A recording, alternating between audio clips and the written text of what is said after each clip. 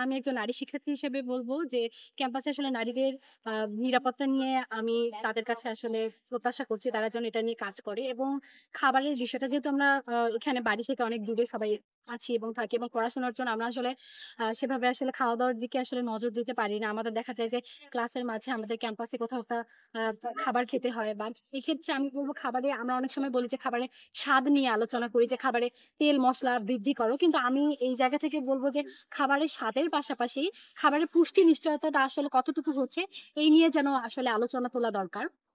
যে আসলে আমরা তো আসলে মানে অনেক বিভিন্ন জরিপে উঠে এসেছে যে শিক্ষার্থীরা বিশেষ করে বিশ্ববিদ্যালয়ের শিক্ষার্থীরা পুষ্টিহীনতায় ভোগে, কারণ তারা আসলে পর্যাপ্ত পরিমাণে সেভাবে খাবার পায় না। আর আমরা এখানে পাবলিকে যারা পড়ি তারা সবাই আসলে সেরকম ফ্যামিলি থেকেও আসি না, আমরা খুবই মধ্যবিত্ত ফ্যামিলি থেকে সবাই আসি, আমাদের ওভাবে পুষ্টি নিশ্চিত করা হয় না।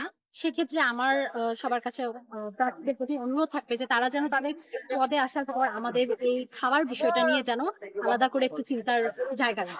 ধন্যবাদ।